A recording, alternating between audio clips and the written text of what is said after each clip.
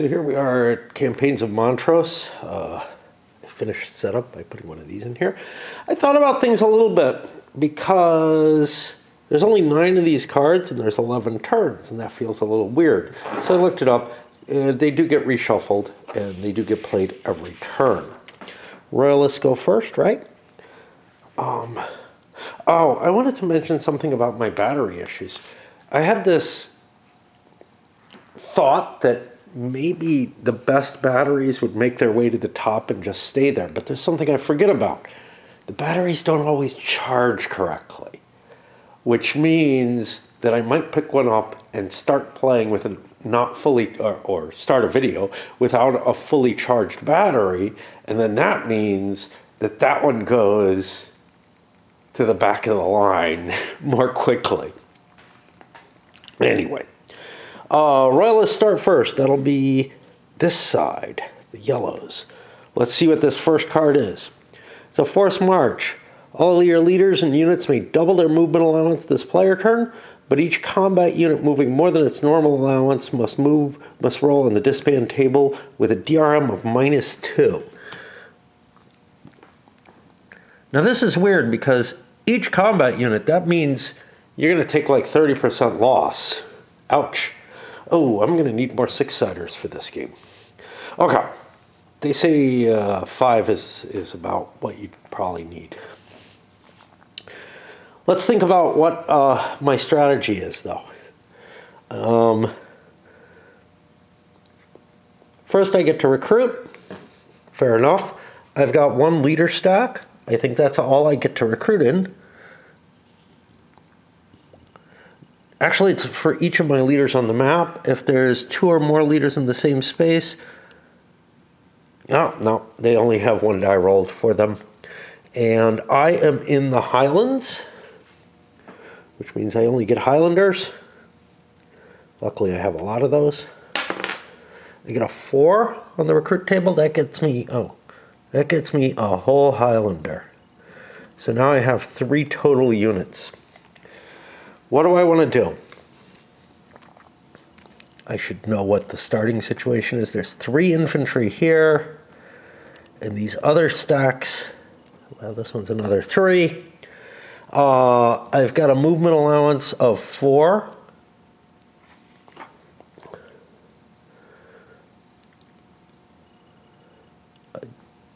Mountains are going to cost 2 each.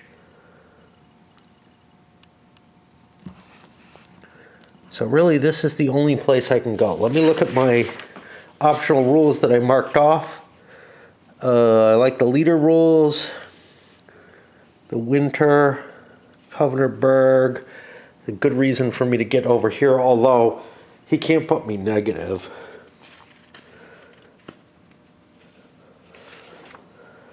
I went with pursuit. Okay. Well, I just don't feel like I have I have bigger forces than he does, but I don't feel like they're all that big. So I'm going to go 1, 2, 3 into here. That's going to put us into a battle. And we form our lines of battle. I see little or no reason to put my leader on a shitty place. I am going to, I'm here at Perth.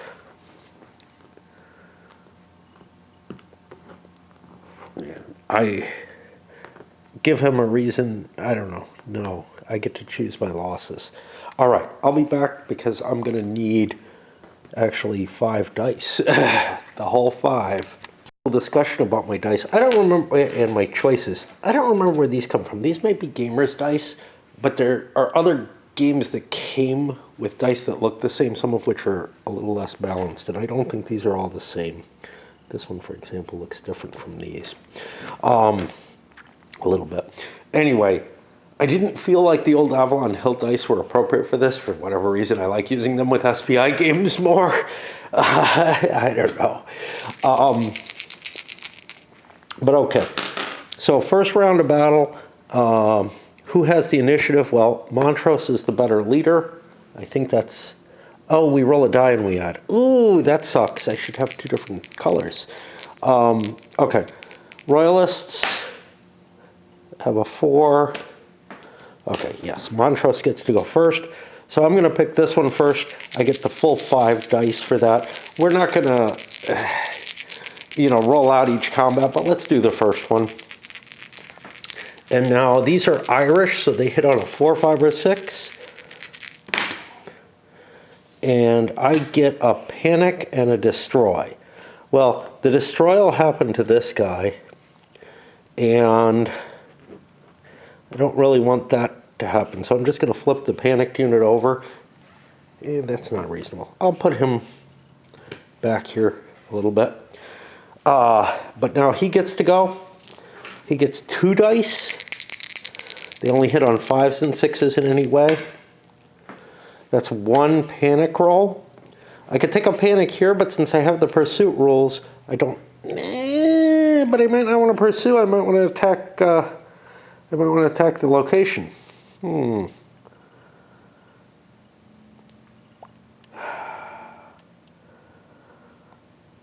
Doesn't make a difference. I'll take the panic there. And now here, this guy gets 4 dice. Possible hits on this too.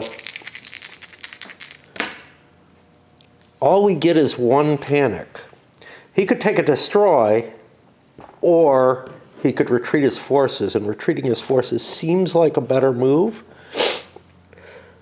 I think we'll fall back to Sterling. I could stick around and just attack Perth.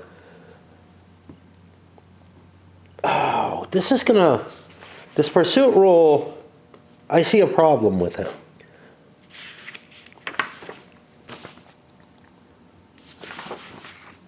Because it's a new battle.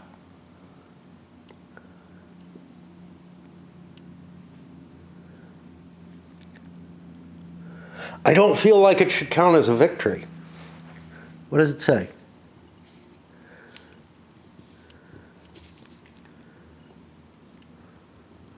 Like, to me, it's a way to destroy things, but it's going to unbalance the victory conditions. I'm going to take the pursuit rule off because I don't think I think it allows you too many victories.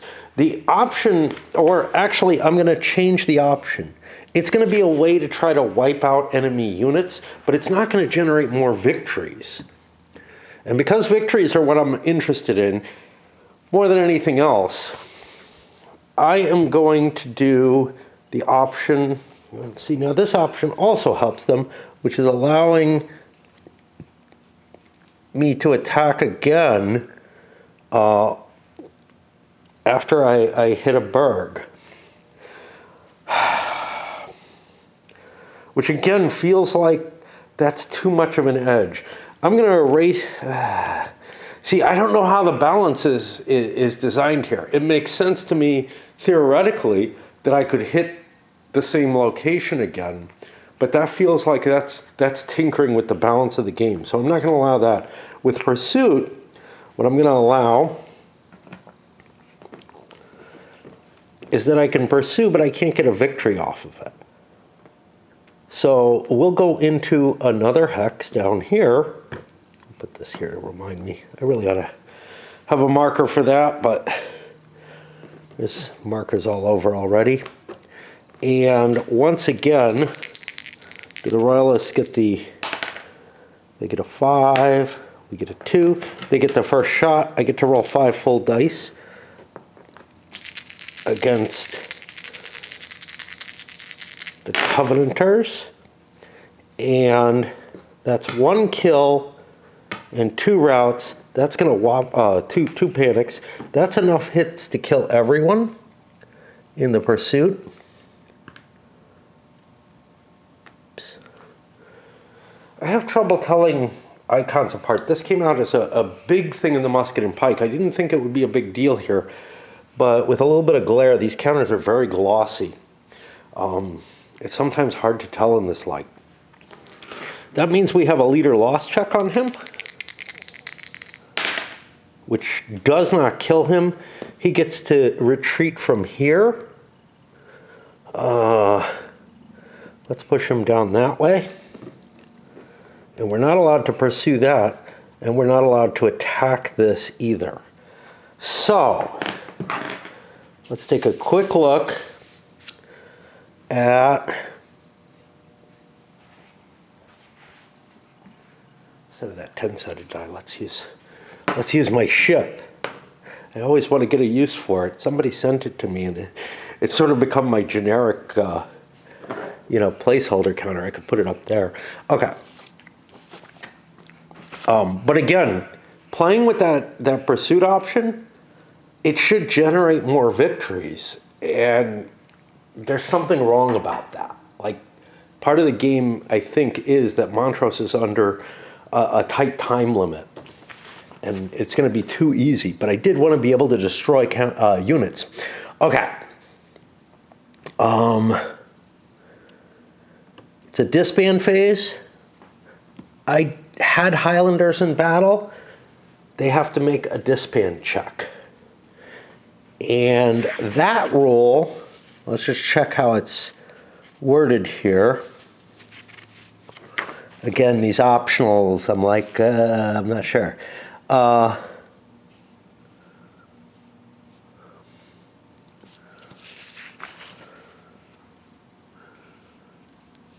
Each space containing a Royalist Highland that won a battle and pursued must make disband rolls. Okay. So, if I have Highlanders in both hex, if I pursue, I could actually lose more Highlanders from the multiple rounds. That's fair, because it's my choice to use that option. I get a 3, they go home. So my entire recruiting has just returned back. I don't have the sequence of play here. We have the battles listed here. Oh no, there it is. Okay, cool. Yeah, and now we flip over to the Covenanter turn, and we'll take their side. I'm going to take a break because it was kind of intense to do something that fast. Placed the slightly smaller die because it was really bugging me. But you know, these are all kind of different sizes and shapes. Like this one looks a little different too. That's the thing with the, so here's the thing. I've gotten some games that have dice like this, where the dice are different, slightly different shapes or sizes within a single box. But no matter what it means, because the dice that look like this come from many different companies or whatever, I actually end up with a good chance. Look, the dawn is coming. A good chance of pulling different sized dice out. And that really kind of disturbs me and makes me, especially if they were by the same, in the same box to begin with, it really sets me with I don't trust these dice if they were made by the same company and they're different shapes and or slightly different sizes. Some of them I've seen that are obviously skewed, and I throw those out or whatever, I hope. But the Avalon Hill dice are kind of distinctive, and I'll show you the difference. Why am I going into this? But there's kind of this distinctive difference. They're a little larger than these dice tend to be, and they have a paler paint on them. But again, for whatever reason, this game feels like it shouldn't use the Avalon Hill dice to me. I have weird psychological hang-ups about dice. Anyway, we are going to pause for a bit now, at least so I can light my pipe, and then we'll start on the Covenanters. And yeah, the text on these is tiny, but the text on the game board is tiny too. It's trying to make a tiny game. Tiny little print is hard on my eyes nowadays. All right, let's see what we got here. Covenanter, I wonder what this means here. Guess that's a number. Looks like C9, okay. Luck runs out. Remove from play either one card from your discard pile, or, without looking and revealing it, the top card from your deck. I'm assuming this is not in the discard pile yet. Obviously, that would be a great card to remove, and it would always be in your discard. Like, it would serve no purpose to remove it. So, an unknown card has been removed from play. Awesome. I love that. All right. Recruitment.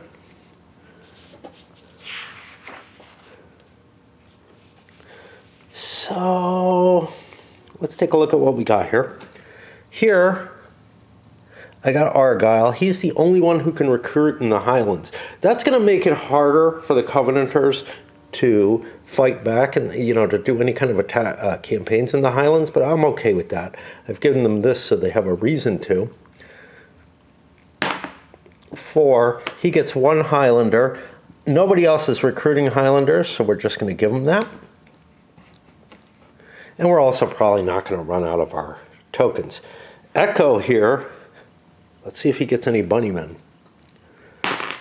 He gets a 6 on the recruit. That gets him 2. Again, I guess you could get a plus or minus off of these. I'm going to take 2 of these good cav. That makes him faster. And these are lowland cav. I am in the lowlands. I am not allowed to recruit these, though. Right?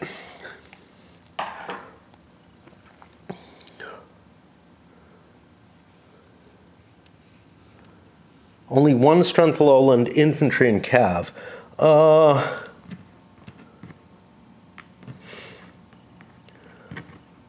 The hell is this?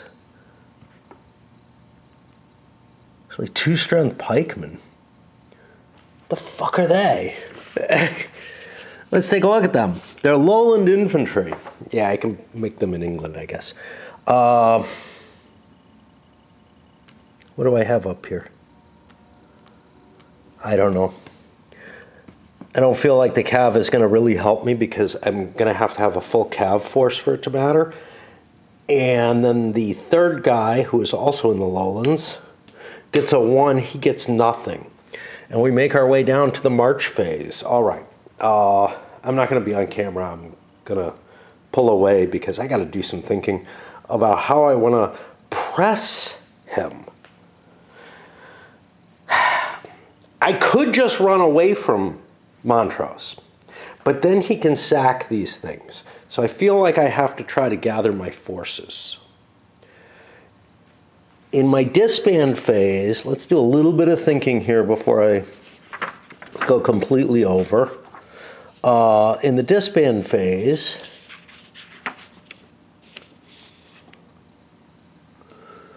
for the Covenanters, he rolls once on disband to determine how many Highlanders outside the Highland are returned.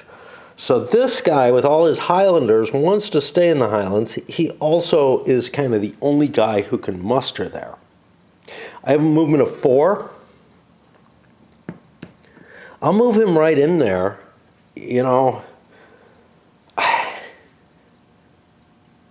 It doesn't feel like I necessarily want to stay that close because that makes it easier to fight a battle. But look, as long as I'm within a few spaces of him, he can fight a battle. So I'm keeping contact at least. This guy has a 4 movement. I give a +1 for leadership if I want it. I've got a nice set of pieces here if I combine these. I'm actually going to combine these forces in here. Yes, I'm not getting everybody into place. 1, 2, 3, 4, 5. It blocks a space and pins him in some more. So we're going to see a battle here. I've gotten 2 of my forces combined into place. Put this in sterling.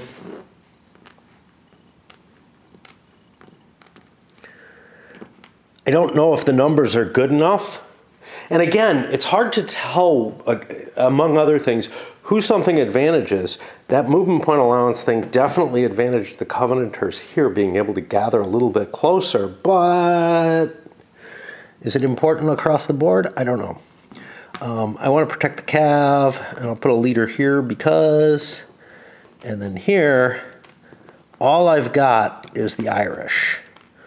All right, so +2 to +1. I win. Okay, so the Royalists get to shoot first. I don't know if I'll come back after every round. There's no choices, nothing you can make except which units are attacking first, which really is a false choice anyway. You want to attack with whoever gives you the most dice. Situation where I have a very big moth in this room. Now, it got let in during gaming, and my battery's almost dead now. Oh, there he went. There he is. A decent sized moth, right? And I brought up this cup to catch him. But it's the weirdest thing. Everybody who came over to game smokes. And they're all so fucking used to smoking outside the house that, you know, they're stepping outside for a smoke. Now, I'm there smoking constantly, okay? But it's like they're so used to can't smoke inside ever anymore. And it's funny because one of them actually used to smoke in her car. She got a new car and doesn't anymore, but it wasn't that long ago that she smoked in the car. So it's not like, you know, not wanting the stink of smoke in an enclosed area or anything like that. And it absolutely floors me to be like,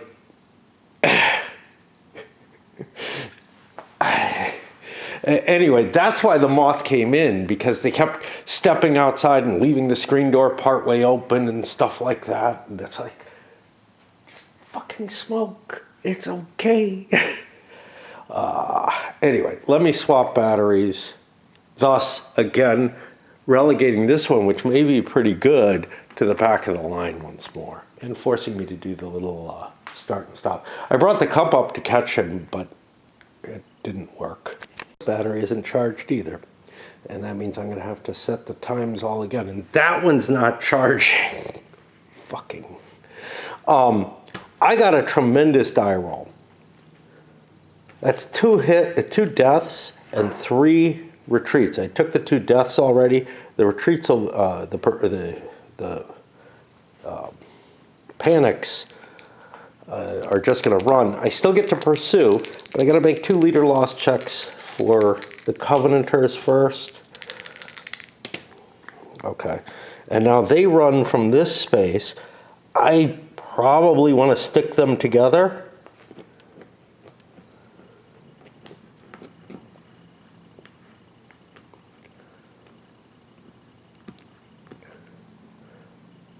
I could have taken a Highlander.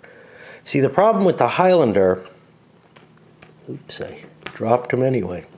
The problem with the Highlander is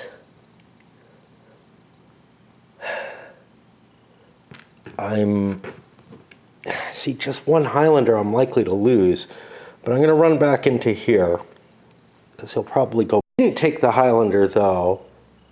Then I don't have a lot to recruit from here, so I'm looking at whatever, but it doesn't matter too much because we're going to keep pursuing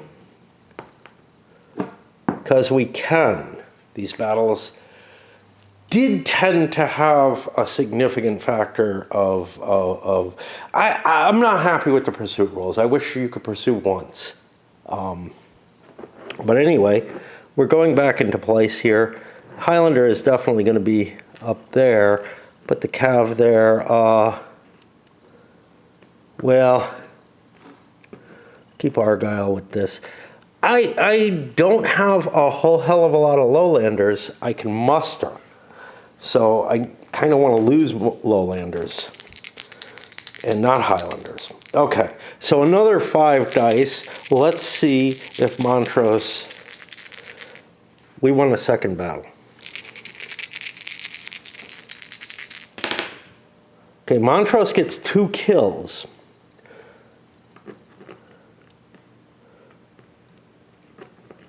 I guess we'll keep the lowland cavalry. It'll get a die back.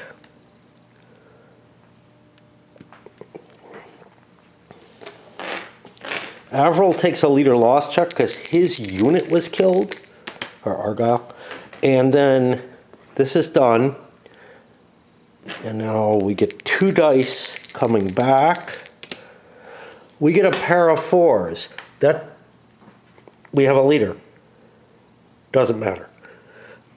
Oh shit, I gave +1. Ah, fuck. The +1 for the leader is what caused that supposedly fantastic die roll. Fuck, I screwed up.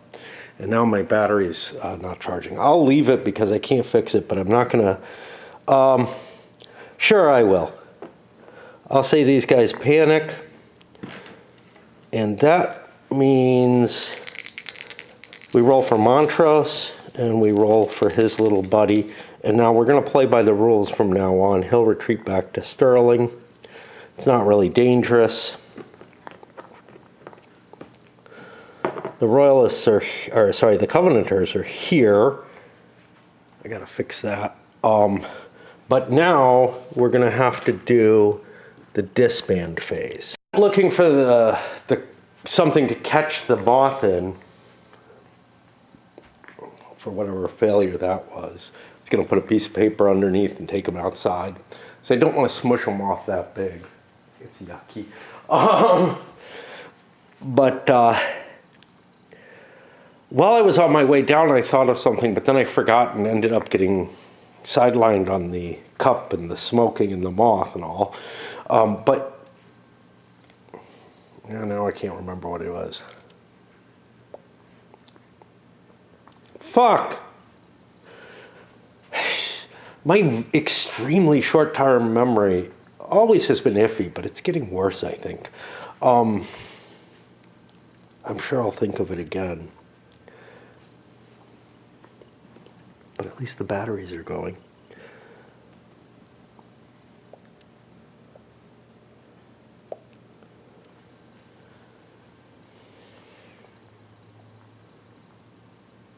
I don't remember what it was. I'm sorry. Okay, let's do the disband rules. What the fuck? All right.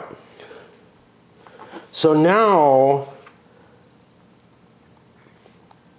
I think the Royalist disband is just that Highlander, who I no longer have. Let's make sure that's the case. Oh, I know what it is. I'll be back in a moment with that. Yeah. And we have no Highlander units outside the Highlands. These are all Lowlanders. We killed them all off there. Yeah, when I was looking over people's kind of short comments and their ratings on BGG, one person made something that is absolutely correct. Come back over here. It'll be a new turn.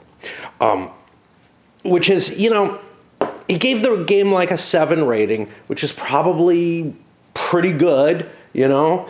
I would say there's nothing wrong with the game, although I'm kind of grumpy about the game with the optional rules again, because there's just like you kind of have to do some analysis on them to see, well, are they going to change the nature of the game significantly? And some of them seem like they would. The pursuit role, the way it's written, does.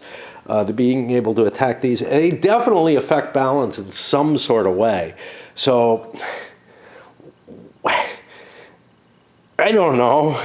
You know, what are you putting together? What are you saying? You know, what are you actually saying with the game, right, about this campaign if these are like just options that you left out? Why? Why do you include them? Well, because you have 8 pages. That may be why there's so much designer's notes too. But maybe a few less options and a couple of words about, you know, why do you choose one over anything else, what the argument is for it, for either play balance or otherwise, something, you know. It only takes a couple of words in each case, and in each of these they could put it on this line. It wouldn't even take up more space. But anyway, the guy put like a 7 rating, said he played it a couple of times. It's it's a fine game, whatever. And then, you know, said never going to do it again. Now, for me, there's a good chance I'll never do it again. This is certainly a game, and I'm not going to play it a few times, but this is just like a game of a type that I would never be excited about bringing someone to play, I think. The only way that I would play it is for collecting plays, right? I want to play it, great. It's it's in my pile of unplayed games, therefore I play it. Or as part of something like when I did the walkthrough of history. Now, when I used to play games, I would play them in a cycle. I would go through something like the walkthrough of history or whatever. I would keep replaying games, and I would, there would be things that I would come to again and again and play a lot of. Britannia is a good example of that, right? I don't even necessarily like Britannia, but all that much. It's okay. But it's got a certain comfort food type of aspect to it. This doesn't. I'd have to read the rules to this every time. They're not hard, but it just wouldn't stand out in my head as something that I would grab. It doesn't have a box or anything like that. So when am I going to grab it? Well, if I'm looking for, trying to do a walkthrough of history or something, or if maybe for some reason I read something about these campaigns and it sparks my mind and I say, I want to play this. Now, compared to Campaigns of Marlborough, that's stuck in my head as an interesting and weird game, right? This is just sort of in that huge landslide of all the games, some of them have stuck in my head as, this is something I had a long, long time ago, so I remember it more. Like the original SPI 7 games or whatever that I got, and even the subscription games that I got. But as I get more and more of these little magazine games and whatnot, they never pop out into my head. And then there's stuff, there's tons of stuff that just, I liked it a lot, but it doesn't come to mind. My current gaming group, I don't feel like they're going to be able to handle this, but they're going to be able to really handle a lot of the kind of longer and more complicated things where my heart really, stands for multiplayer stuff. I want to play the big, heavier things, not necessarily like Empires and Arms or whatever, but I want to play something that's going to take 6-7 hours, And yes, we supposedly get together at 6 and play until after midnight. We didn't get together at 6 though. It was like closer to 7 before we even got to the rules. And again, very slow because, they're new to gaming and everything. So the games take about twice as long as they should. I'm guessing. I don't know. It's hard to tell. Because Baltimore and Ohio felt like it took a really long time. It's supposed to be a 3-hour game. But I don't feel like we were particularly slow at that. A little bit. Maybe 25% extra. But on the other hand, Imperial feels so fast-paced and everything. I was shocked to find that we had spent, more than 3 hours playing it, to be honest. I don't know if we did. It may have broken earlier. It feels like it was at least midnight, though. Anyway, what the hell am I on? I'm on the next turn. I don't know where my battery is. Got 2 charging. Let me get some tea. Let me take a break. I know it's like, we've got to be around 7 now, if it's getting light this much. And at 11, I'm supposed to be going, on a hiking trip or whatever. I got a couple hours sleep.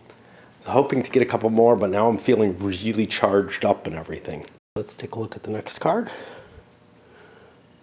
Fighting charge. In the first round of all battles fought, the Royalist Highland units roll on the Irish column. That's a pretty cool card. Unfortunately, I'm not going to get any Highland units because I'm in the lowlands with my 1 leader. And I only have 2 leaders in the game.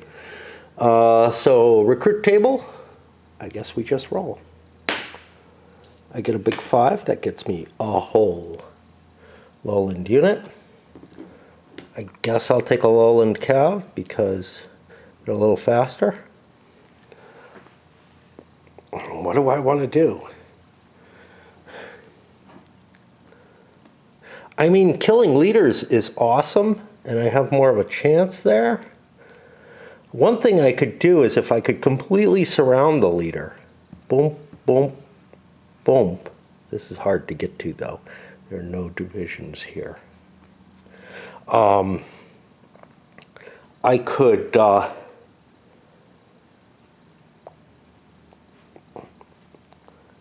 end up getting, knocking the leaders out and making it a lot harder for the Covenanters to win. Knocking a bunch of their troops out, what does that do? That makes them recruit more.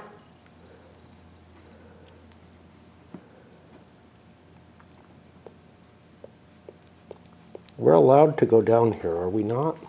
I don't remember. See, this is the other thing. You read such a light set of rules, but there's a lot of special cases, and I don't know if I'm even allowed to go into the lowlands.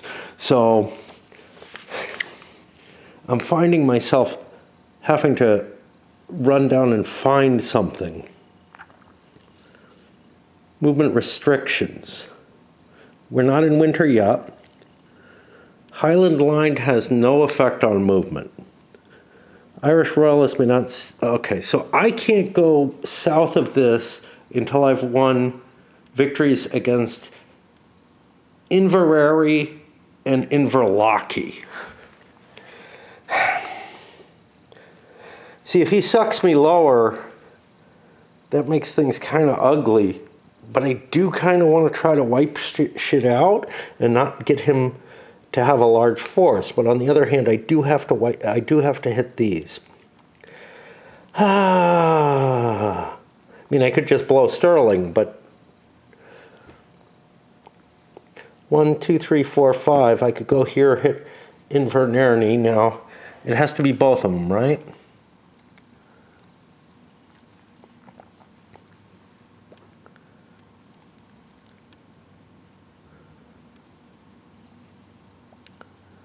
Both Inverary and Inverloch. Let's attack here. I don't know if it's wise, but with the pursuit rules, it seems like it has its value.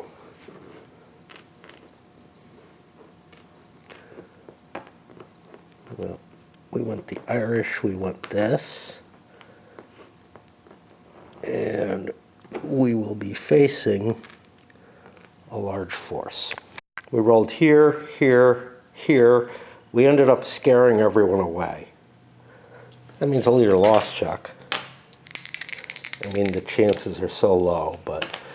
And a victory. That's my 3rd victory. My 4th brings more people in, but gets rid of Echo. Back to Stirling to try to get to these. And the Royalists follow.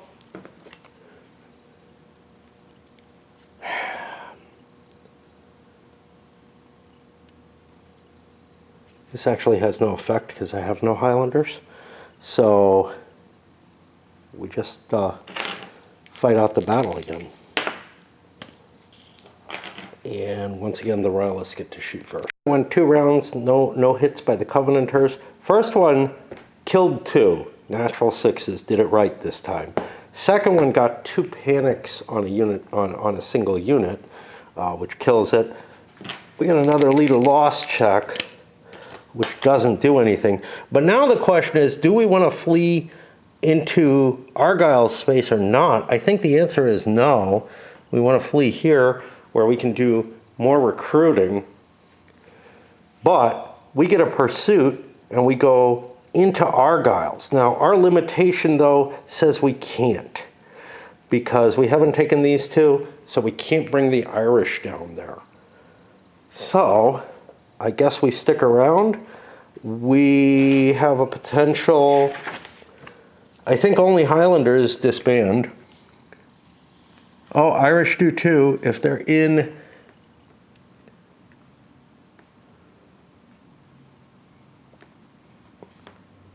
Okay, Irish have to be in the southern lowlands down here in order to disband. So if we could have followed into here, we would still have a chance of just disbanding. You don't want your Irish to disband. There's a high cost to playing this. The rules are relatively simple, but there's so many that are special case rules that for such a light game, it's got a heavy proportion of things that are hard to remember for something, you know, you're not going to play many times, right? Okay, on to the Covenanters. Royalist Resurgent. All of your leaders and units in England must immediately relocate to Newcastle. They're already there. If you have no leadership in England, relocate a cavalry or a lowland unit to Newcastle from anywhere in Scotland. Okay, that doesn't do anything, so yay. Our next thing is recruiting, and we have a lowland recruit here. 5 gets us 1 unit. I'm going to take the cav unit because it's faster. And then here I get another lowland recruit roll where I get a 2, which still gets me a unit. You almost always get a unit. I'll take this. And now I got to try and think about what I want to do.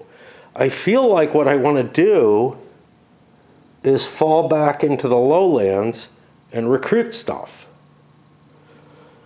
If I can tease people down, I do still have a fair number of lowlanders, but Argyle could be useful. What if I give Argyle an infantry? Can I move him somewhere useful?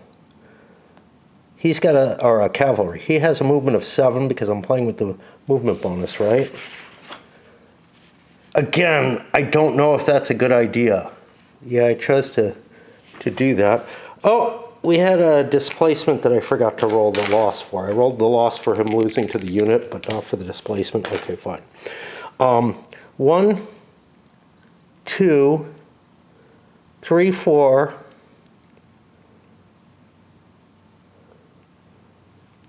5, 6.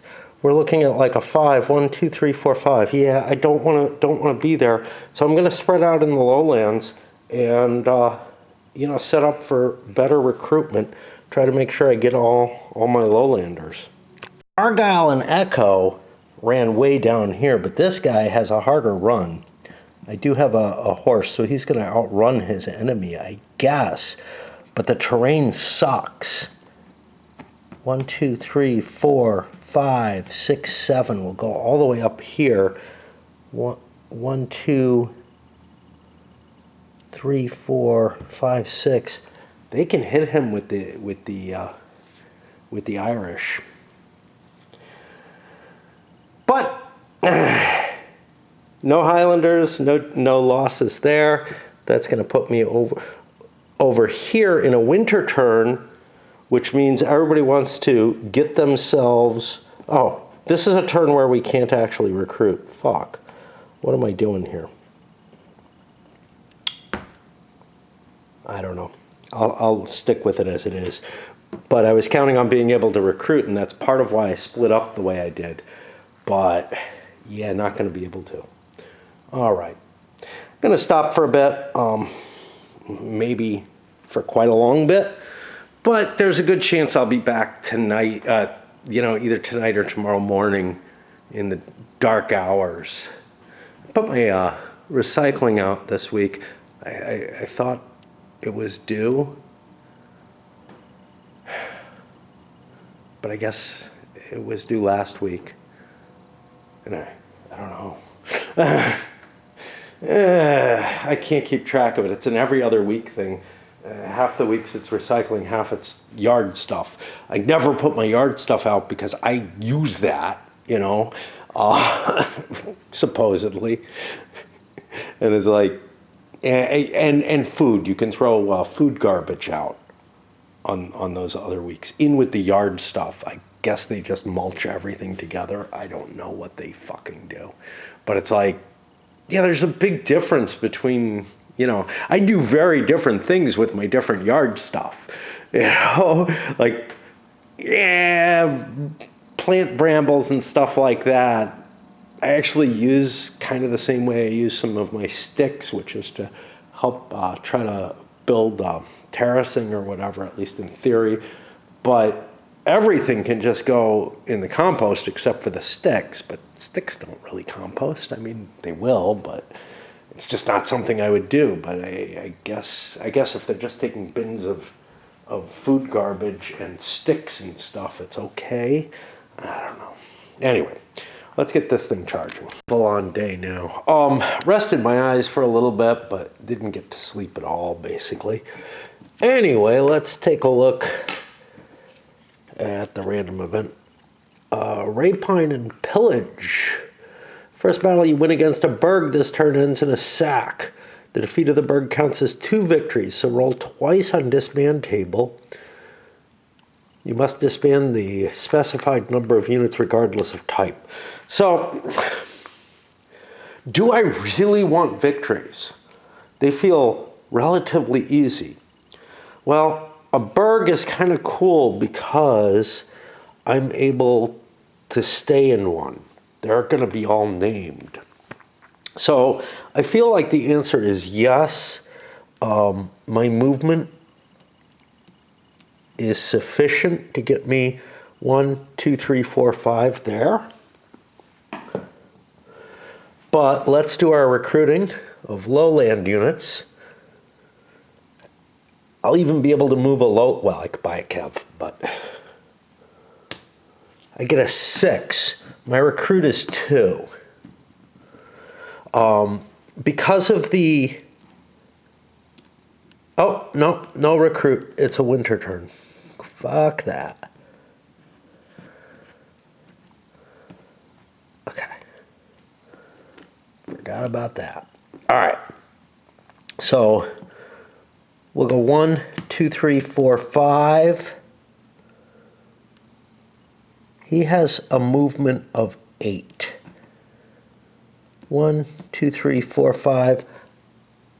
You don't know. 1, 2, 3, 4, 5, 6, 7, 8. 1, 2, 3, 4, 5, 6, 7. I'm not going to give him a +1 on that. Well, we'll be able to withdraw.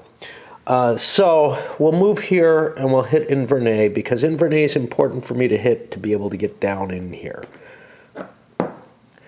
And that automatically, I'm going to do it in this order, has 2 1-point units in it. It kind of doesn't matter what they are. I have a +2 to my advantage. I get to go first. We roll. Chances are we just win. That's going to be a bunch of panics. It's down to 1. We will eventually kill it because nothing can happen. So,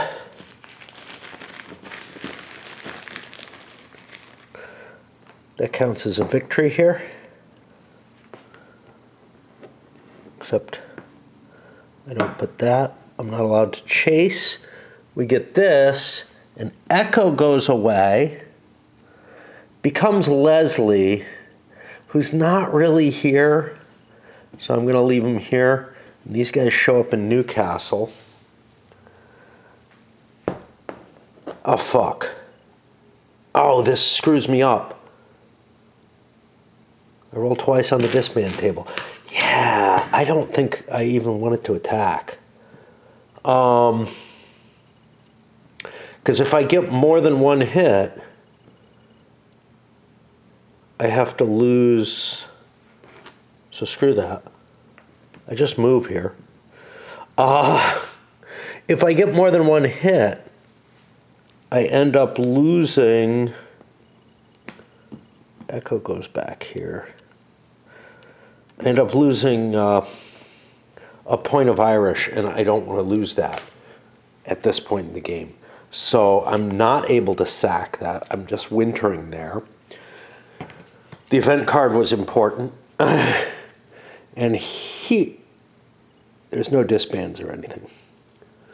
All your leaders or units may double their movement allowance this player turn, but each combat unit moving more than its normal has to roll on the disband with a DRM of -2.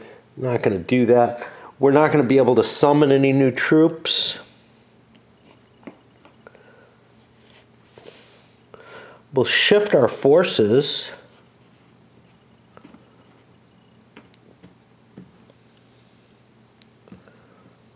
Don't really need 1, 2, 3. We'll go to there. Go to Dunbar. And we'll fall back on Dumfries here so that we can recruit. There's a fair amount of lowland units to recruit. Here, we'll run to Banff. I kind of want to hide from the Royalists.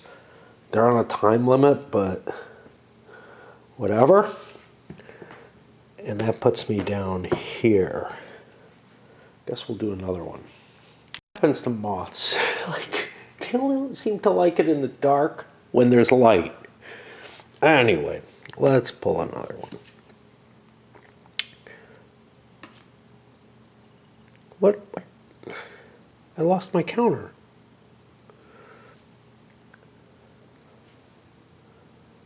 I don't know what I did with it. With the die. Okay.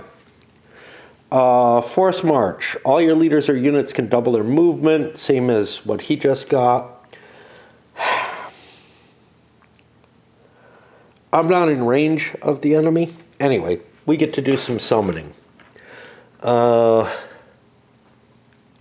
Montrose rolls a 6. He'll be getting 2 Highlanders. We got plenty, so screw it. We'll take them. And over here, I get nothing. 1, 2. This is not easy to get to. 2, 3, 4.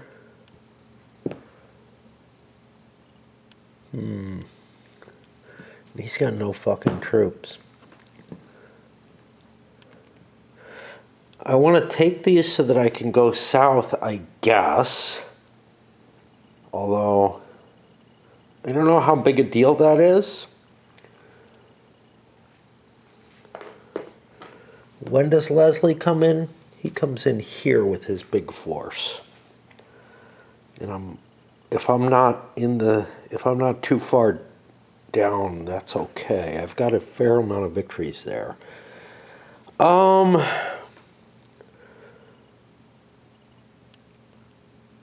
2, 4, 6. We'll get close to that.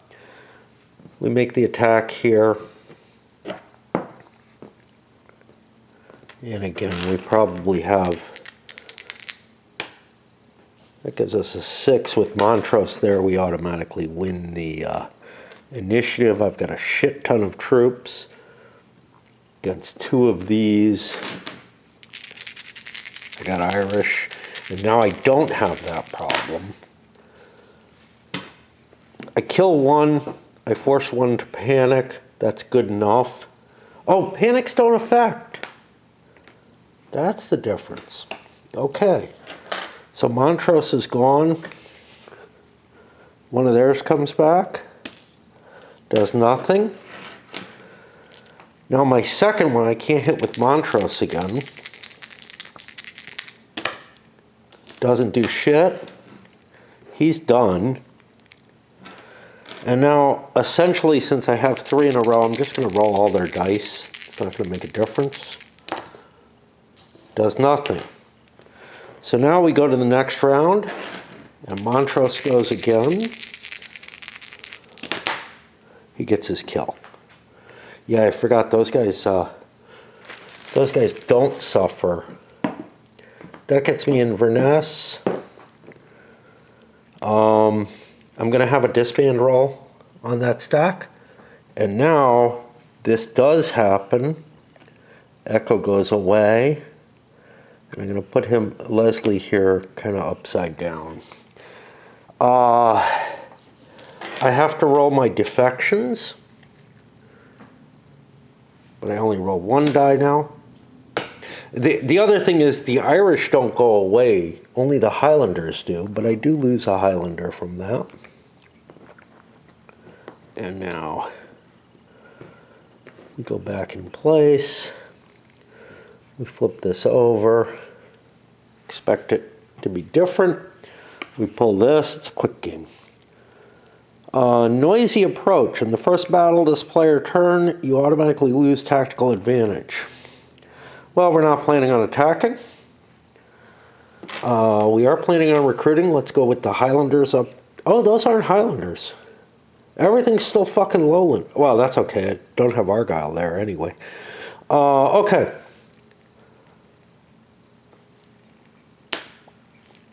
I get 2 up here. Does he have a horsey? He does. I don't have any horsies here. So now my force is slower. Let's go to Argyle. He gets 1. Doesn't have a second horsey. My horses are split. And then down here, where I get 1. With this stack. And we're going to move to try to improve our recruiting. I want to get Argyle in the Highlands so I can get some Highlanders. I'll be back in a moment. A position like this, I've got a possible attack on that. I think that's the end of my turn. I'll put the boat on there. I don't think I'll pick up the boat and the piece.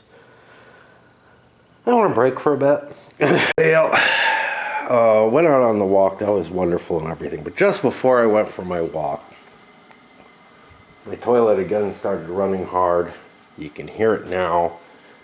It's been doing it all day. And I can't cut it off right at the toilet. That valve is shot. And the only accessible cutoff to the house is down at the street level. Like, you know, what the maintenance, what happens when they're doing work on to connect the main line and stuff like that. That's what they shut off. But I don't seem to have one interior in my house that's accessible, but I think there's one hidden behind some paneling that I had restored after the sump was put in, because I vaguely remember wanting an access little door there or something. So, I mean, maybe I just pull that fucking paneling back down, but I hate it. I hate that, like, you know, that was kind of the last sort of major thing that I had restored or put, you know, done at the house, was I had somebody come and put the paneling back that they had ripped off. And now I'm like, fuck. And it'll be a fair amount of work to get at that thing. Anyway, here we are playing this as water is just draining away at rates that I can't cope with. But I also, you know, I kind of need water while I'm here, so I can't cut the main until I'm ready to fix it. But it's not good in any sense. All right, well, let's start the Royalist turn. By the way, I don't know if I mentioned this. One of the things about this game is I think I did, that it feels a lot like those little postcard games. Just, you know, yeah, sure, there's more spaces.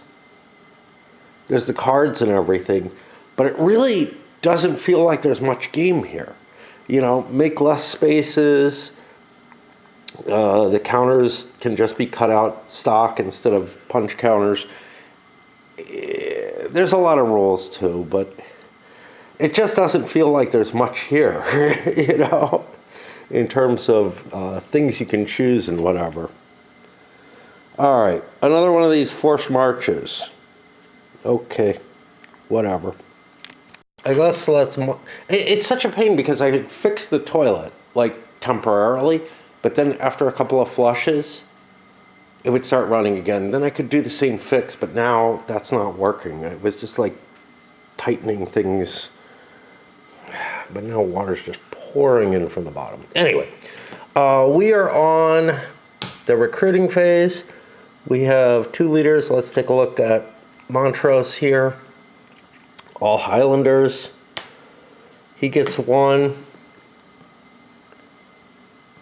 And this other guy does not. Okay. And now let me figure out where I want to move. I probably want to get up here so that I can go down south, but yeah. And again, like, one of the harder things in the game is trying to figure out the movement. Like, I have to keep looking up the movement restriction. Irish and Royal Highlanders can't go south of the Royalist line, which is the blue one, right? Yeah.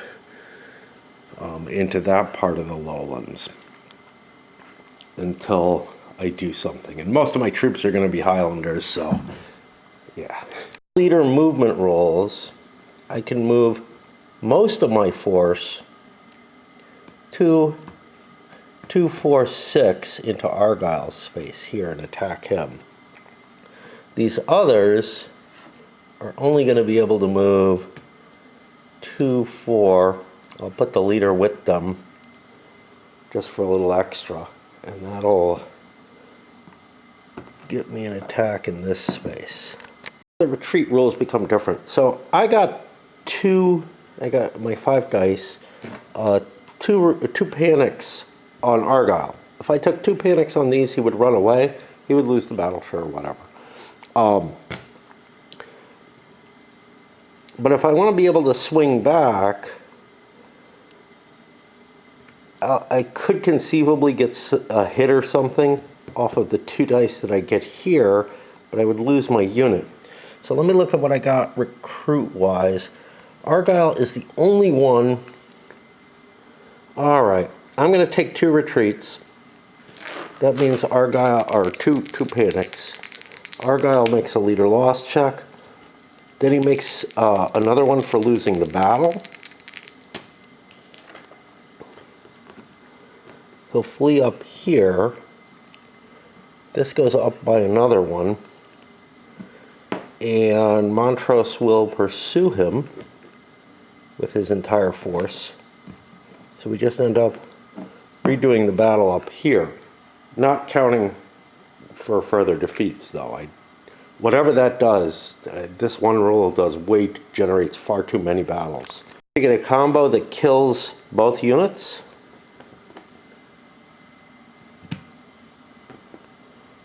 Lowland. Argyle has to make a loss check again because he was affected. He has to make a battle loss check. Drop down to Perth. And we could pursue again.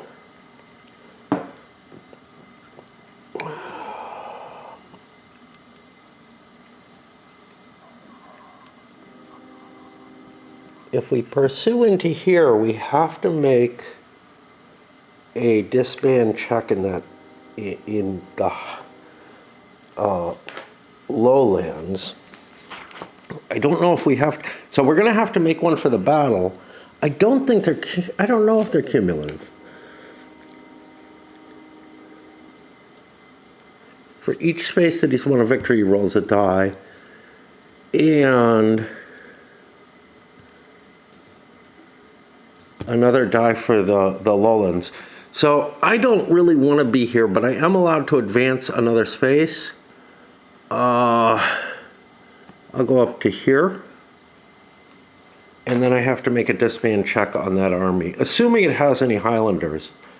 It has the Irish, but Yeah, that's going to cause a disband. I don't have any Highlanders, no. Here the question is, do I want the victory? I'm getting kind of close to winning the game off of just striking stuff. So I think I will move here, and Argyle makes another loss check for being displaced. I think I'll go there. And then that was, I don't actually have to roll at all because I have no Highlanders in the lowlands nor in this space, which puts us over to the Covenanters. Let's see their card. I wish it didn't say Montrose on the back. Choose one Berg space. Neither player's units or leaders may enter it or end their own player turn on it. In this and the Royalist turn, any leader forced to do so is eliminated. Okay, so I'm going to pick this space, and I guess I'll put a little red marker on top of Montrose to just remind him he has to get out of there. Why is this happening? Plague. That makes sense. Moth friend is back. He came up, so I grabbed my cup again. Changed pipes too.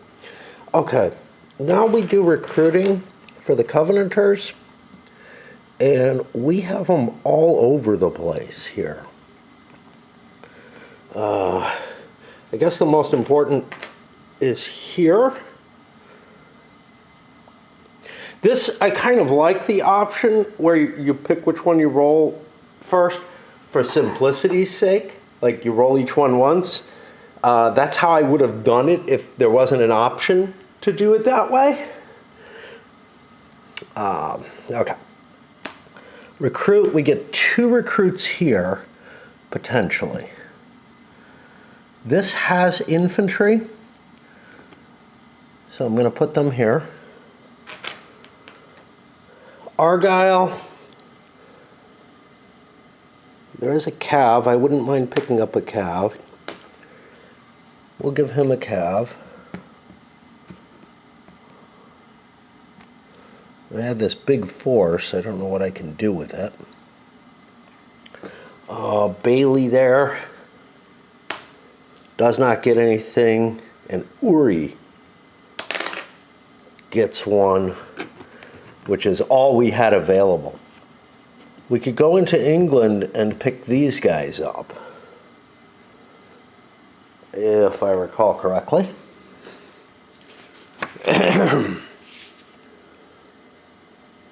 Yeah, we're allowed to grow the 2 strength ones down in England, but I don't have this leader yet. And yeah, I might want to grow that army. Of course, it makes Leslie weaker when he comes in, which is pretty soon. And now I got to move in such a way that I don't end up there. So since I'm playing with this option, I'm going to attack this, and it has 2 regulars. Put him with the cab, I guess, just to reduce that victory level. The Covenanters have a +1, so they will get the initiative here, and I will not fight out the battle on camera. The reason is I got a hit with this. This guy went, and now I'm just going to be rolling for 6s. I mean, yeah, sure, whatever. But, you know, it might take a while for the 6s to occur. Anyway, we got a success there. That moves this back. It wouldn't remove leaders. I pulled back here because it feels like it feels like I want the recruits of the heavy the English infantry, and over here, or higher quality infantry, I want to get me some Highlanders, and Argyle's the only person who can do that. In play, I want to make sure I play this next turn right away. This is Irish Terror. The first Berg you attack this player turn surrenders without a fighter on condition it's not sacked. The bloodless win counts as a victory, but roll twice on the disband table for it. You must disband the specified number of units regardless of type. I could refuse that. Like, I don't have to use it. I have to get out of here. Strangely, the plague doesn't prevent recruiting from that location. So let's recruit Highlanders here. And we get one. Jeez. My Lowlanders and Highlanders are getting mixed in.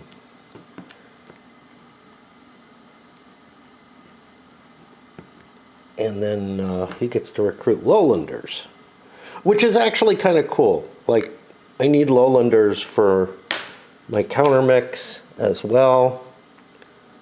That's just a 1. I'm going to put him here.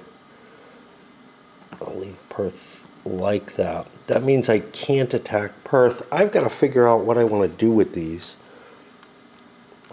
With the Irish, I think I probably want to attack, and I may combine to attack. But see, the problem is I have to get my numbers up, but I also want to fight more battles.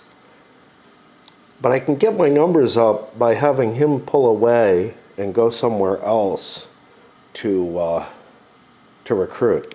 The thing on this card, it doesn't say I have to have Irish with me, which means I could come up here, force it to surrender, get the victory, get the I beat that, which is an important thing, and still commit an extra unit into Blair Athol.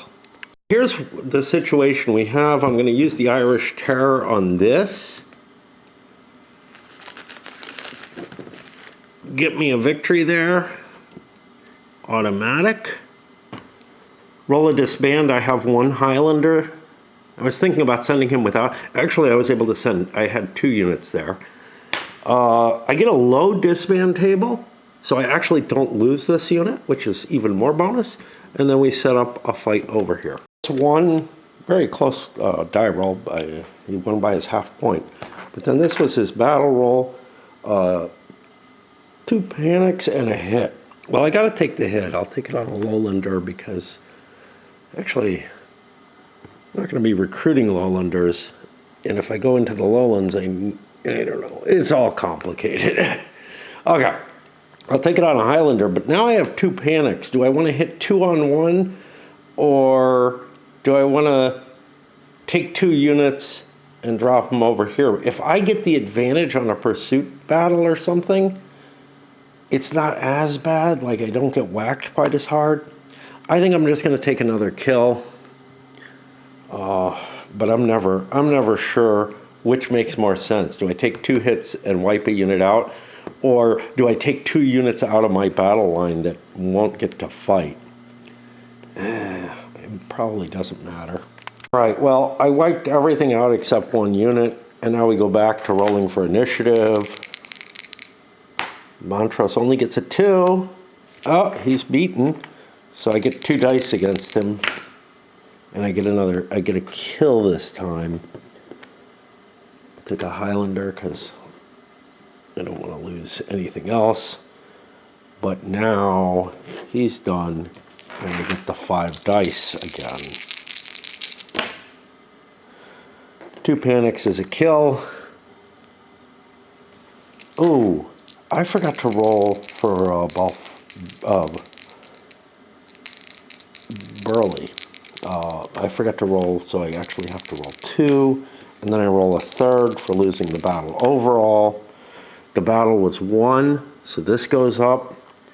He has to run away, and then I get a potential pursuit, and no matter what, I'm going to get disbands. Oh, I already rolled his disband, but that's okay. Into here, Burley makes another roll and gets away.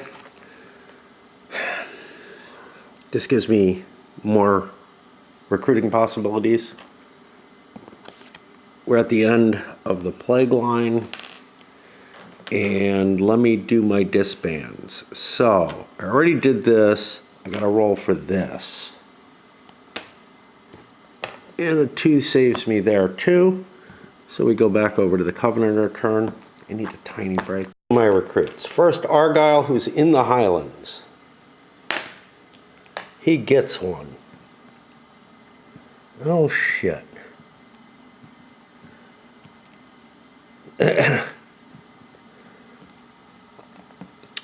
Now, Burley, who is not in the Highlands, gets one.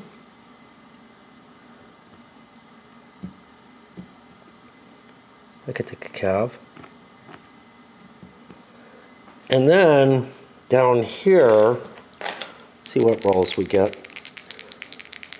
First guy gets 2. Second guy gets 1. I can take powerful cav for all of this. Is that what I want? I'll take the big infantry with this guy because he's got a lot and he's probably not going to lose any. And I'll take the 2 cav with this guy in case I want more mobility. I don't know. Again. And now I got to figure out my movement and I don't know what it's going to be. I want to prevent more victories, but that's hard to do because he's got the bergs he can hit or my units. So just moving my units away doesn't do it. Forces around, I have an extra leader that I was able to throw back into England from up here somewhere. I gathered some forces here, gathered some forces here. My big question is Argyle, what I want to do with him. I don't necessarily want to kill units. That's not my goal. My goal is actually to produce with Argyle, but the problem is these guys are fast enough they can get up here, which is the only other the sort of furthest away highland space I can go to. So I'm going to go 2, 4, 5 with Argyle here and hope that I can get some recruiting done up there. You know what I forgot to do? I forgot to draw a card. Does that make sense? I'm at 3 here. It doesn't. Did I forget to draw a card here too? No, because I got the Irish Terror. Uh-oh. I removed a card from this side. Yeah, let's check what this was. Royalist rejects Lowland help. All your non-Highland units which after the recruit phase are not stacked with either Highlanders or Argyle must end the player turn outside the Highlands if possible. We're doing that. If not, then as close as possible movement cost to a lowland space. Okay, we succeeded in this anyway with the plans we had. And that's where we're going to go. And that puts us over to the Royalists here. I'll put this here and I'll take a real break now. All right, here we are again. I'm beginning to run down on turns. Montrose. Kill point defects. At the start of your first battle, one involved enemy unit changes sides. That unit remains your own, his choice. Who's he? The unit remains Royalist until killed. It must be the first unit eliminated in its stack. It's then returned. Ah, one involved enemy unit. Gotcha. Oh, that's useful. Sweet. I hate this leak. And this didn't charge. Okay, let's do some recruiting. We don't get anybody with Montrose, and we get one Highlander over here. Now, we're allowed to go below this. No. Where are we allowed to go? Yeah. We're allowed to go below the Royalist line, or the Royalist limit, this blue thing, with our Irish and Highlanders, but we're still not allowed to go into England. Oh, there's my buddy. Kind of a tricky position. I've got a lot of forces near this guy and can get to him. 2, 4, I don't think I can get anywhere else. I could take out a Berg, but he's actually some decent troops. And we're going to start seeing a funneling of English regulars coming in very shortly. This is not good. But I think I got to do what I got to do. Notably, you know, a small force like this can't take out a Berg. I got really lucky because of the card I got before.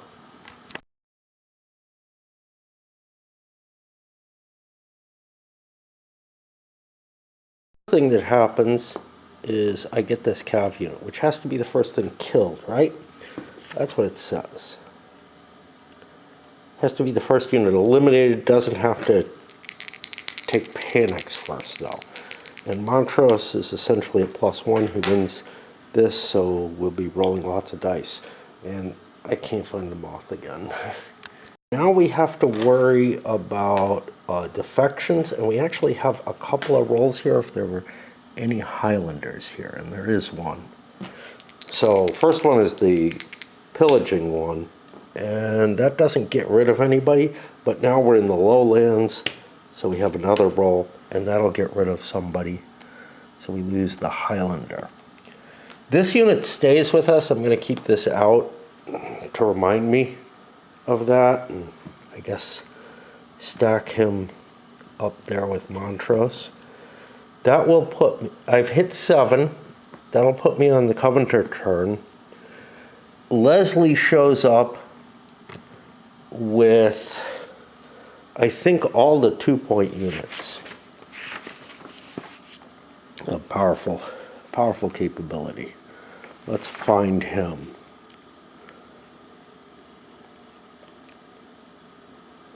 On the following Covenanter recruiting phase, if still in England, he automatically recruits all 2-strength Covenanter combat units, up to 5 cav and 1 lowland, currently in the off-map pool. Otherwise, he recruits as normal if he gets moved somewhere else. Okay, 2 lowlanders in here. I can't recruit any of the Highlanders. I can't recruit this. I've got to try to gather my forces and see if I can scare Montrose away before he can get those 3 remaining victories. This is going to be hard because I don't have a force coming from here, so he can get victories up against these Bergs. Shit, I forgot to draw my card.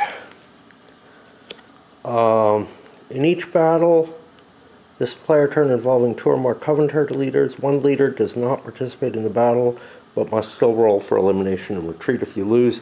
I'm not making any battles, so it actually doesn't impact me. There's no interception or anything in this game. I moved my huge stack here in range of Montrose. I have a fair amount of cav, but otherwise, Montrose can kind of run away from him. But there aren't a lot of victory point locations up here. Argyle's up here being kind of a victory point location. But yeah, I think things are bad for Montrose now. And this is the thing. Once you hit that 7 victory points, you've created a monster. That is the end of the Covenanter turn. It puts me over here. I've tried, I tried this before. Stopping the leak with some duct tape, essentially, but it's just not gonna do shit. I don't know what the fuck to do. Let's try to do our best, I guess. Another Montrose. Lux runs out. Remove from play either 1 card from your discard pile or, without looking, the top card from your deck. I think I've got cards that are bad, so that's good. The thing that's terrible, I have some forced marches. I could just burn this card.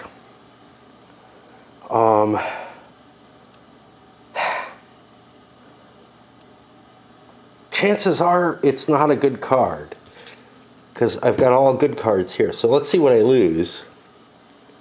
Differing objectives, McCullough must end this player turn or as close to possible in movement cost to the Highlands and in a different space to the Montrose. Great. That's a negative card, so I killed something good. this time. Recruiting, I'm in the lowlands. Well, McCullough is up there in the highlands. Let's do him first. He gets 2. That'll help. Maybe I can take Argyle out. And then I'm in the lowlands with this other force, and I get 1 there. I don't want to fight Leslie if I can help it. He's tough. We're going to get a reshuffle. Like I said, there's a lot of good cards in here, things like the Irish Terror. Even the forced marches can help me get away from Leslie a little quicker. Problem with getting away from Leslie, though, I need a victory. I'm not getting one here. Next turn's a winter turn. Do I want to burn this? If I don't burn it, Leslie, if I run away, Leslie just follows me. And I can't attack a burg unless I start the turn there. And that's an important thing. And remember, there's an optional rule that would allow me to burn a burg without. But I have another possible victory condition. Don't I? Let's worry about this other one. Or at least check it. At the end of any game turn, that a stack containing Montrose and at least 4 Royalist Lowland and or cavalry units exists in any space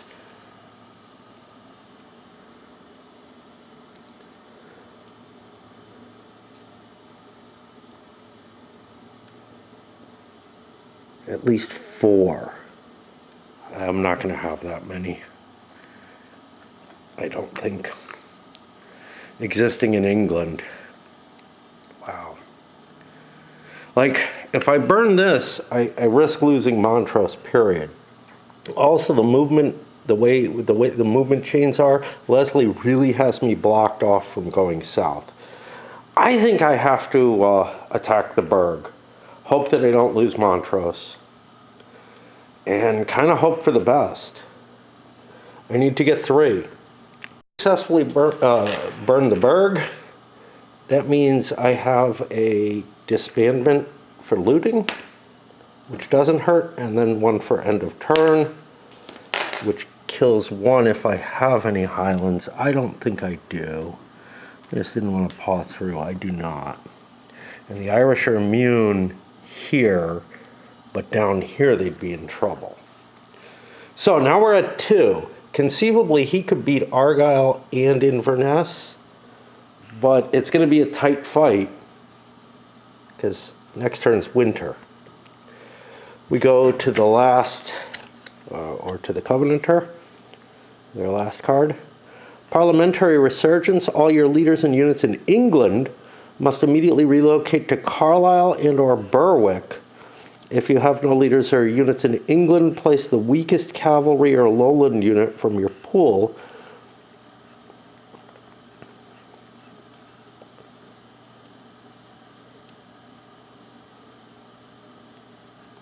in either Berwick or Carlisle. This includes inactive leaders, so Leslie could go there. I'm in Berwick, and I don't get any troops. Okay, so that has no effect. I do get to muster, though. Argyle is the only one who does, because all I have left are Highlander units. He gets 1. He does not want to actually engage. And I think he's going to want to run into the lowlands where he may disperse, but that's life. Leslie's huge stack is going to hunt Montrose. And this could be the game. I mean, yeah, it's Snake Eyes, but we're going to look at some high points here. First, the initiative check.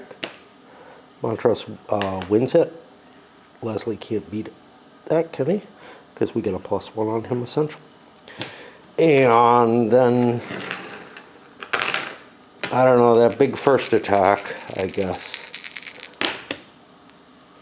That's 1 hit and 2. 1 hit and two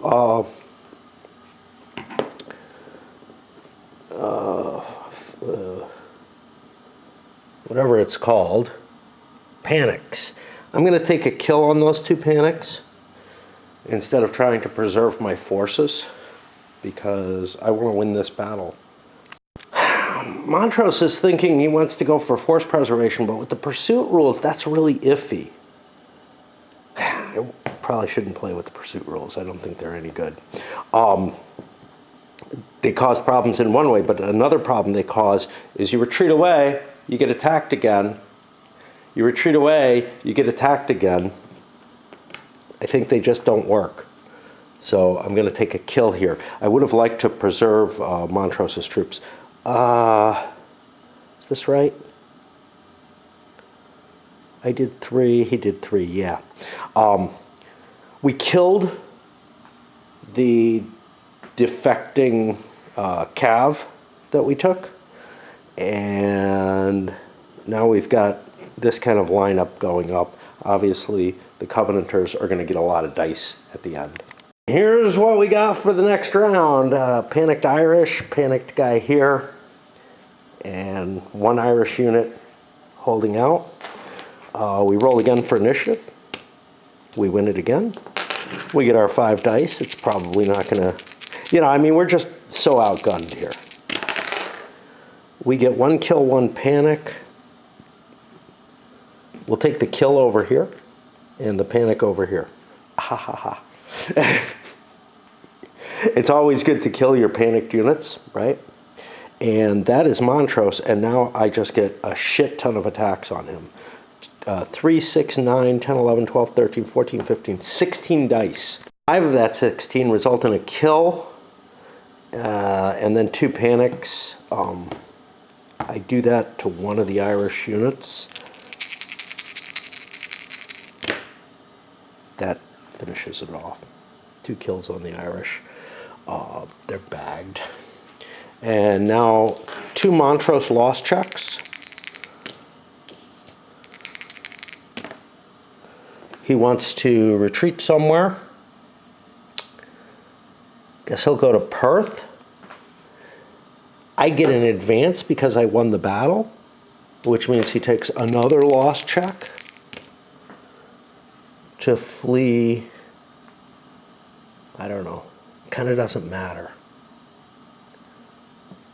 We'll flee up here, and then the British forces in Perth.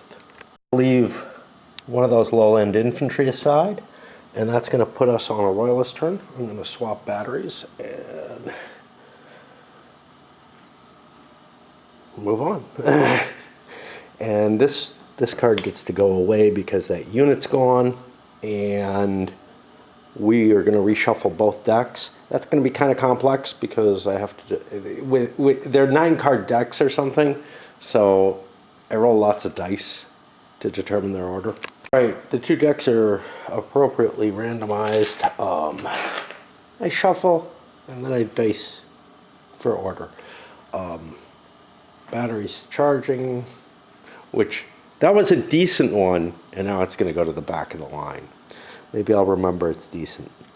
And that puts me on a royalist turn.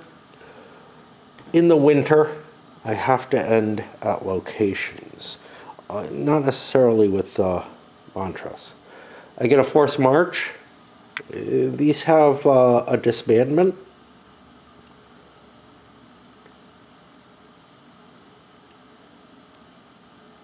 It's kind of it. Yeah, each combat moving more has to roll on disbandment. That's a really likely chance that you're going to lose every unit that force marches. So it's really an iffy card. I probably should have thrown that away, although I got rid of something that was actually bad as opposed to this. So let's recruit in the Highlands. I only have 1 there. I get him, and he's gonna.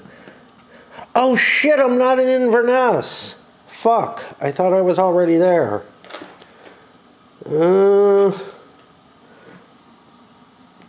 This space is kind of interesting. Oh, it just sits off. Oh no, it could have connected me. Yeah, I think I could have gotten there. Fuck me. All right, and Montrose is going to recruit in the lowlands, where he gets 1. He'll take some cav, and I mean, he's going to try to run as far as he can. Maybe get somewhere. These are named. They're not those things. I need 2 victories. How am I going to get 2 fucking victories? I don't know. Ended in named spaces, so we're good. We get to a Covenanter. And we get Royalist Resurgence. All the leaders in England immediately moved to Newcastle. Hey, we just had this. Did I forget to do something important? I don't know. Let's recruit.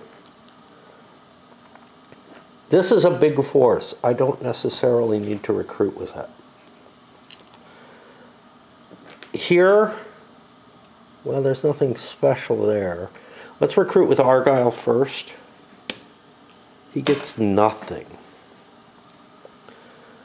I guess here, because we could split our forces up if we so desired, I guess. We get 2.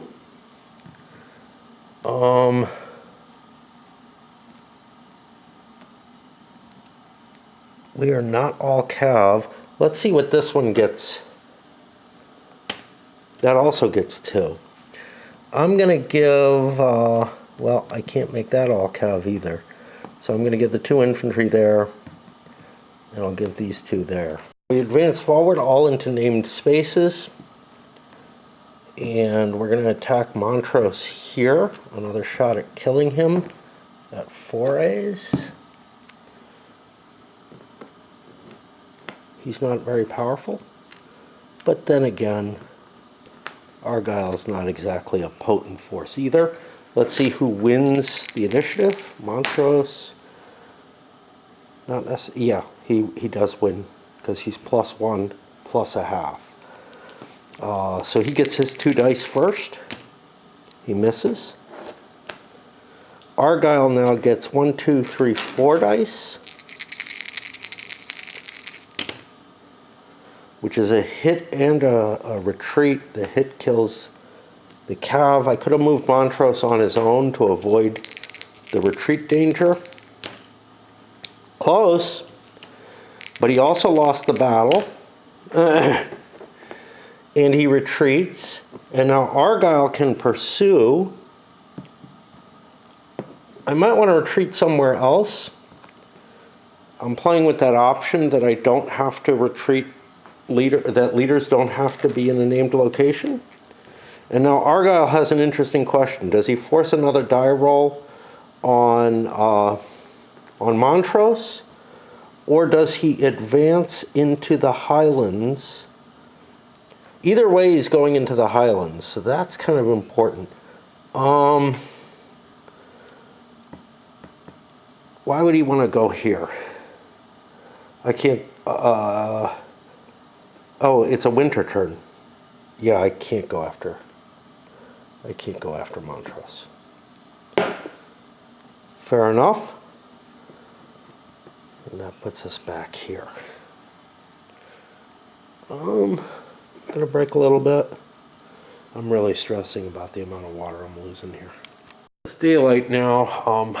I managed to get a hold of a buddy who's supposed to help me with this, but I don't know if he can actually. But he at least gave me a suggestion to cut the flow down significantly. Maybe I could cut it completely, but I'm not that bold. I'm using a vice grips on the intake to pinch the hose. A couple of pieces of wood to protect it. But it's back down to the level that I was okay with, which is just, a running toilet as opposed to just flooding all the way through. All right, let's see what the Royalists do. They only have 2 turns to get 3 points. That's going to be almost impossible, I think. Highland Charge. First round of all battles fought this player turn. All Royalist Highlands roll as Irish. That could be very, very powerful.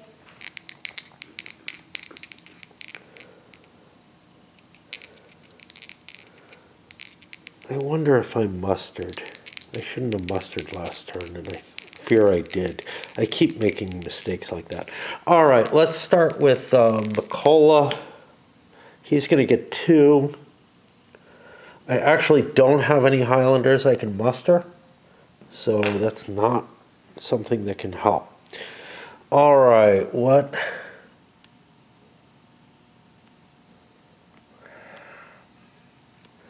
This is ugly. I don't have like a good attack position. Now, if I could get Montrose deep into enemy territory, that would be very valuable. Like, maybe chance that.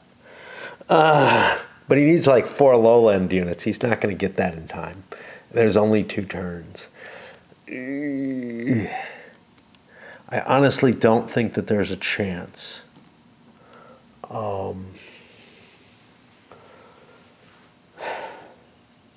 I'd have to split my forces, and I just don't think I can. Uh-oh.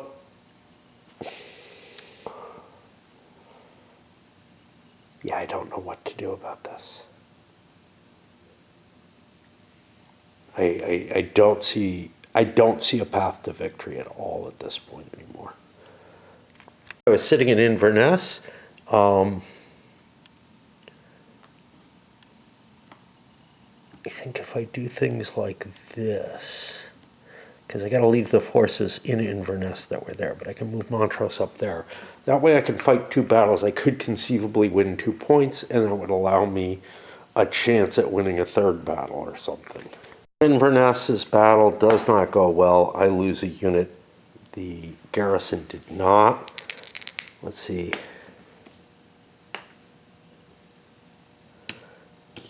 I get the initiative, so I get another 2 shots.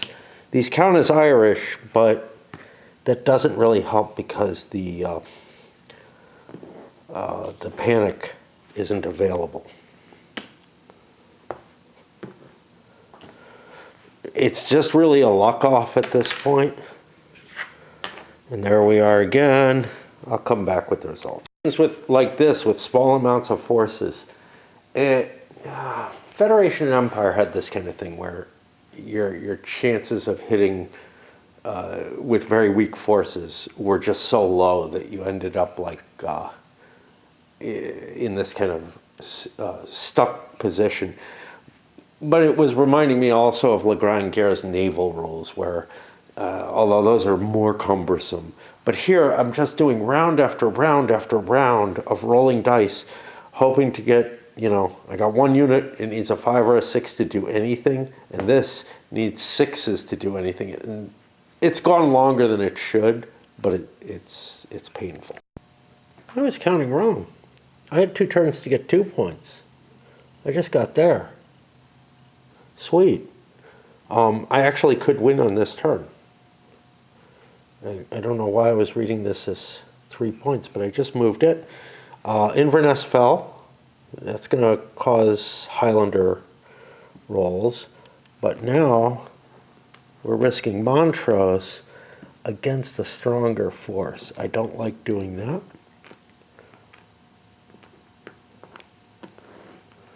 But I get to fight as Irish, so I got a shot. This is key enough. I'll roll initiative. Montrose gets a 6 because he's +1 on him. He has an extra half, so he'll win no matter what. He gets 3 dice as Irish against the Covenanters. That's a panic. The Covenanters get 2 dice back. These aren't Irish. They're not as defensible. That's 2 panics. I have to take that as a loss. I want to keep this here. The chance of losing Montrose is low. Let's make his shot. He's not dead. He can't redeploy. He's already used. But I do get another die. That's another panic. I can't afford to lose the battle, so I'll take a death here. And then the last Covenanter does not succeed. So now we've got Montrose like this. We roll for initiative. Ooh, not good. Okay, so Argyle gets first shot.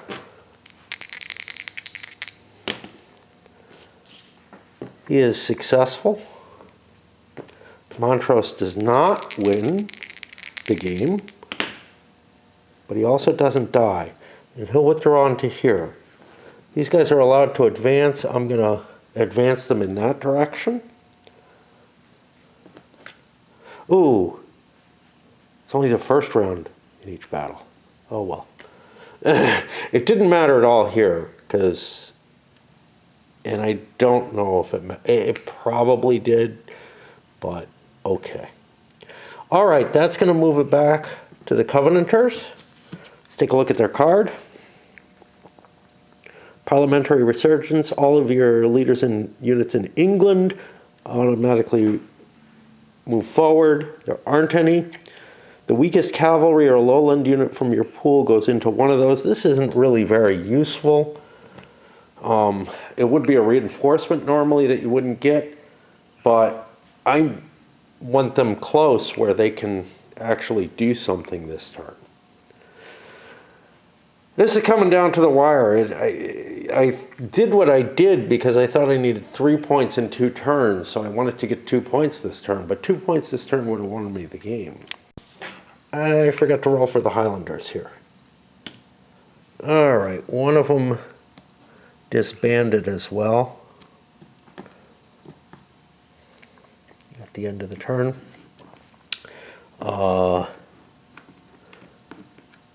Getting these guys confused. And I'll roll for my reinforcements. Argyle is not here. This guy can't recruit in the Highlands because of the optional. So I've got 3 lowland recruiters. All I have is lowland units anyway. So let's roll. Argyle gets 1. I don't really care about Leslie. He has a big enough force. So this guy does not. And Leslie gets 1.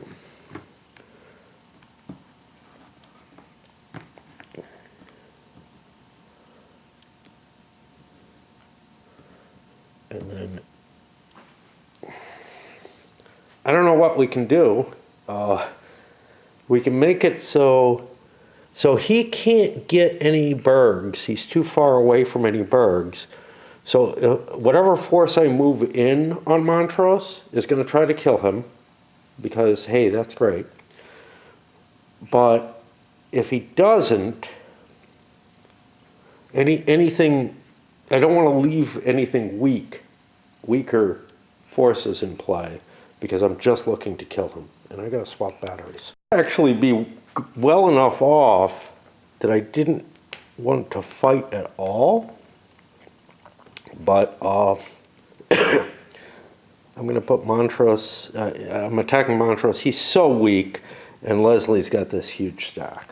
If it wasn't this huge a stack, I might not have wanted to attack, because what it would mean is that Montrose could move maybe someplace like here where he's in closer range to being able to hit something. From here, 1, 2, 3, 4, 5, he would actually be able to hit that with whatever he can recruit next turn. But as it stands, I'm assuming I'll win the battle. So Montrose gets a big 3, and Leslie gets a 4. Leslie gets to go first. That's only 2 dice. Oh, fuck. It's a forced march, I don't care.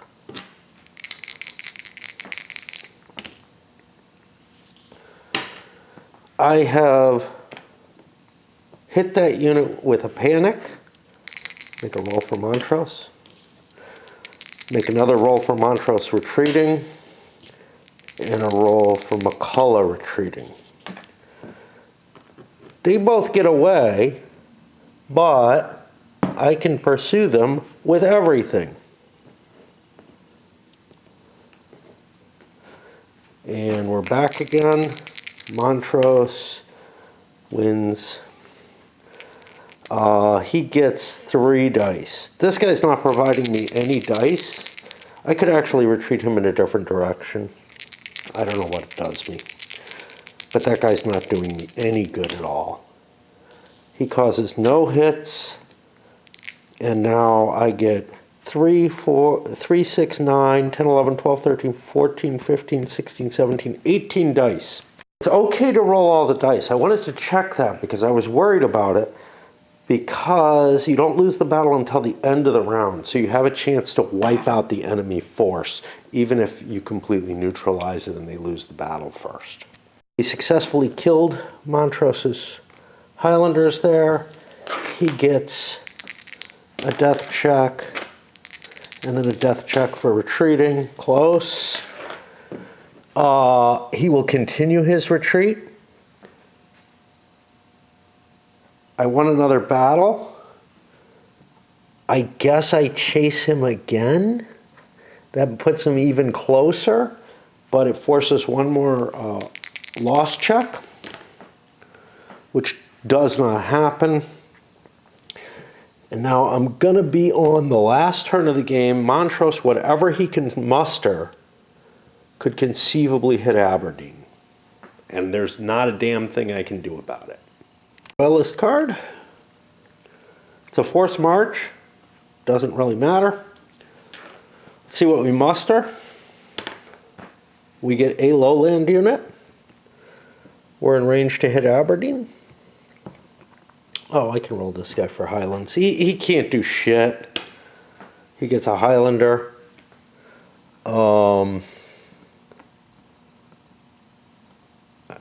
There's nothing he can do. I mean, I could attack this in the hopes of ridiculously good odds. Whatever. I'm not going to do that. I'm going to march this way. But at Aberdeen, we get 2 of these 1/4s. Put one of these. And we got this, and that's actually not terrible odds for Montrose. So let's see if the game's over. Well, I mean, the game's over. Let's see if we win. Montrose gets the initiative. He does not cause any hits. And now coming back at him, there's a hit that ends it. Montrose gets away, so it's better than it could be. I could take shots at hunting him again, but it's of absolutely no importance. We've won the game for certain. You can see it was a close game. I think the game probably tends to run that way. You don't want to just try to hunt down and attrition the enemy's forces or whatever. The replacements from the recruit table are pretty effective, and the Covenanters aren't going to have a lot of troops until Leslie comes in. So to some extent, I think you pretty much try to build up what you can. Probably should have done more recruiting in England early on and just funneled troops up, tried to build up a big enough stack like a Leslie stack to get a hit on Montrose or whatever. He's pretty potent, but the thing is, once you get to here, it's not necessarily over. I think one of the clevernesses of it might be trying to keep burgs that you can attack at the end of the game. So, you know, I've learned a bit about the strategy and whatnot that I'd want to play. I think I played this one very poorly, in addition to making a few mistakes. Hey, even with a really, really light game, it's very easy to make mistakes, but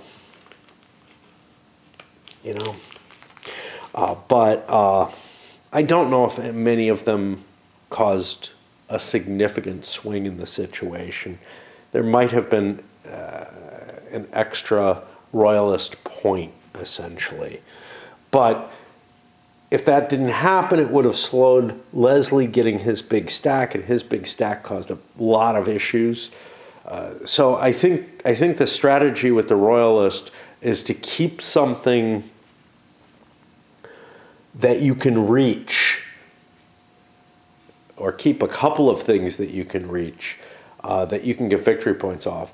I think the strategy with the Covenanters is actually maybe to largely try to avoid combat at all early on in the game and wait until you have that huge stack that can kind of neuter Montrose. But we saw this came down to really a crapshoot at the end. Now, some of that is because I didn't evade him enough.